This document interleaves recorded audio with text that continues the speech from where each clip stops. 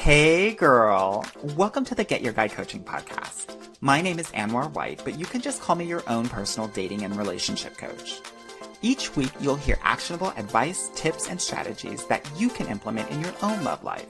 I'm talking about healing your heart, dating effectively, and understanding men so that you can, you guessed it, get your guy. Are you ready to level up your love life? All right, let's go. I never felt the way I do about anyone but you. Hello everyone, and thank you so much for joining me today.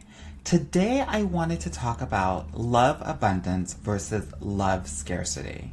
Now, the reason why I wanted to talk about this is because most of my clients and potential clients have this issue. It's actually a major issue that is hindering them from finding the love that they really want and getting their guy. The other reason why I am talking about this is because oftentimes a lot of people don't understand that they even have it. So we first have to acknowledge the problem before we can solve it. And this is, I'm hoping, a first step for so many of you out there to really solve this problem of love scarcity that you may be having.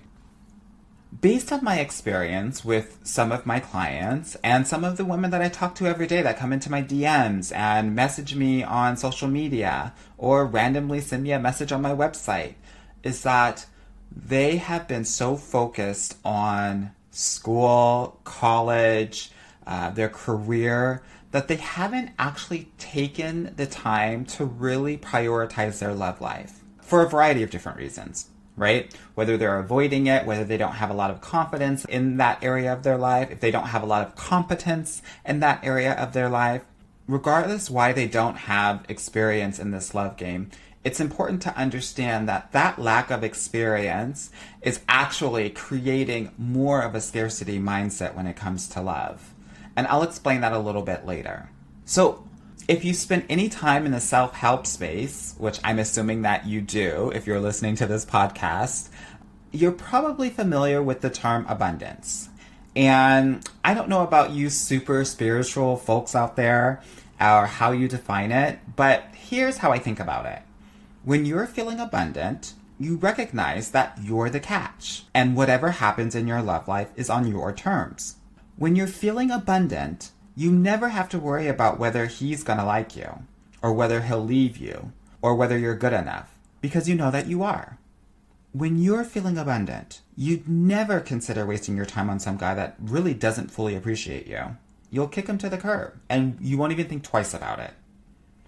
Abundance means that there is only one of you and millions upon millions of men out there.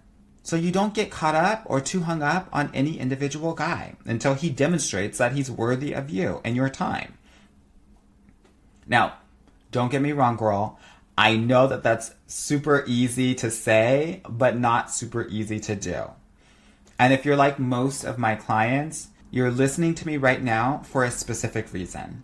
Maybe it's because you wanted to get your ex back, or maybe it's because your current guy only texts and rarely schedules dates, or rarely texts you in general.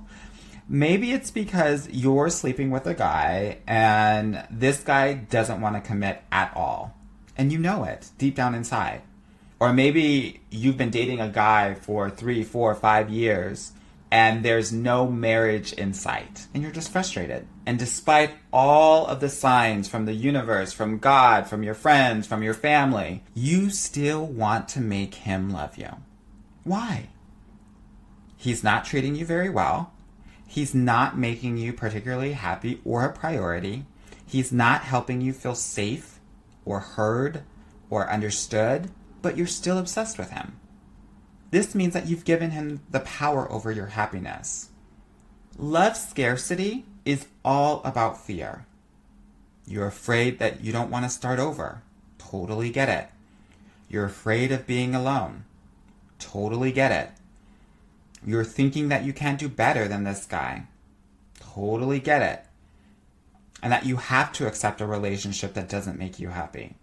I totally get it. I get it, but I also want more for you. That sort of thinking is the exact opposite of love abundance. Love scarcity is all about treating one undeserving dude as if he's the last man on this earth. All because you're afraid that you can't do better. I promise you, girl, you can. I've recently read Scarcity, Why Having So Little Means So Much. This book is actually about money, but I think that it doubles as a really good book to understand the feeling of love scarcity as well. The authors write, the feeling of scarcity puts people in a kind of cognitive tunnel, limiting what they are able to see.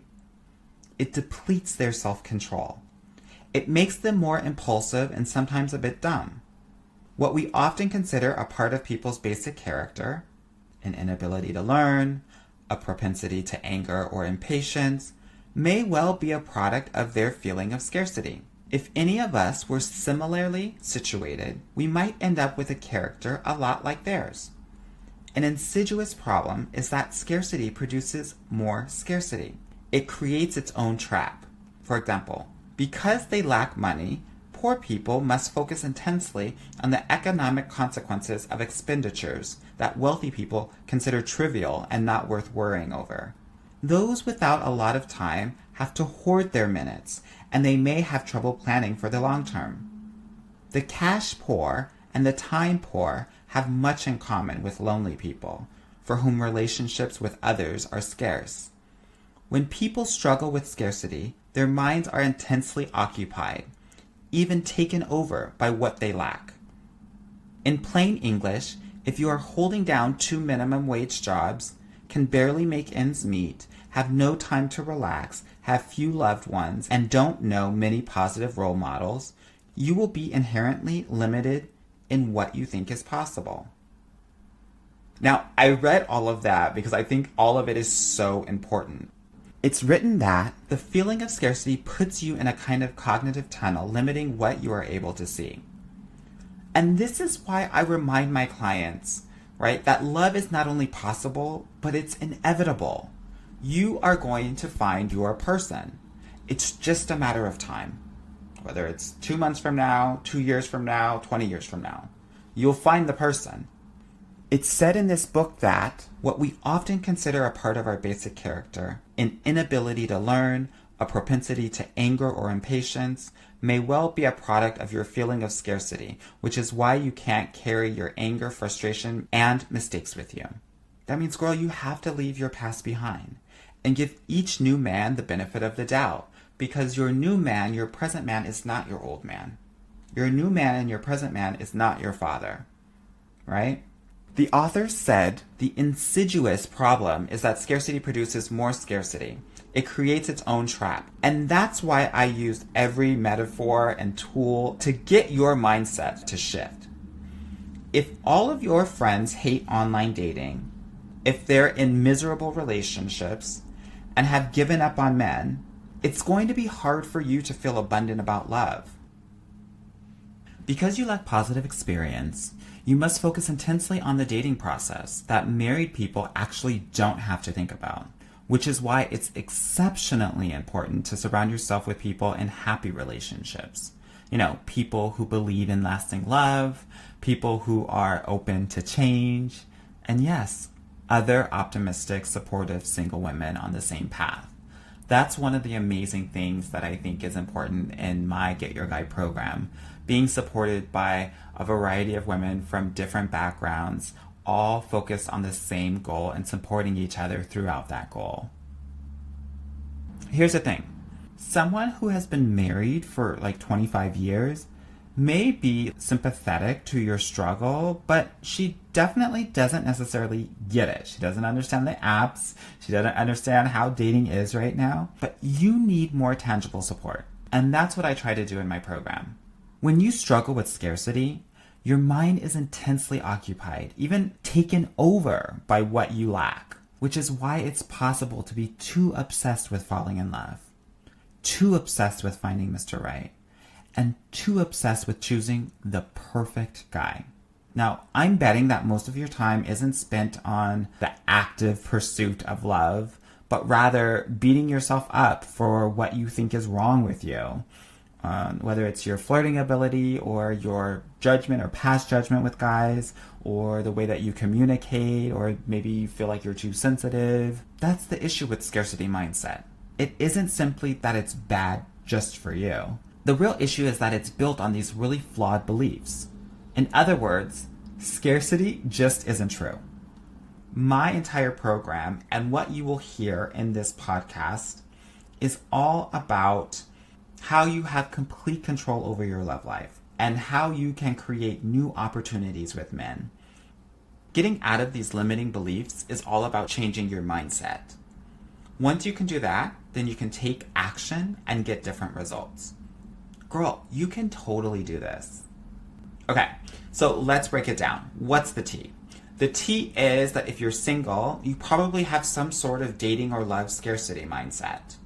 And if you haven't dated in a while, or if you're still stuck on your ex, who probably treated you not so well, and if you've had some not so great past relationships, then you're probably living in dating and love scarcity. But that's just a symptom. The real problem is self-doubt and feeling like you're not something enough. You're not tall enough, not hot enough, not rich enough, not cool enough, not white enough, not something enough. And it goes deeper than that. And here's where the fear comes in. If you feel like you're not something enough for men, then that means that you also feel that you don't deserve to receive the intimate romantic love from a wonderful man. And that's when we go into self-sabotage mode. I like to think of romantic love like oxygen for the soul. And if you don't have it, then you're love dying. That's when we end up settling for loneliness and depression and frustration and low quality men that you really don't want to be with, or men that just are not ready for relationships. And that's the real source of the sadness and the anxiety when it comes to your love life. But the scarcity mindset is the core of it. I want to say something before we get off of this podcast, which is, girl, you are enough. In my program, I show my clients to find that worth within themselves and to realize that there are millions of guys checking for them and wanting them.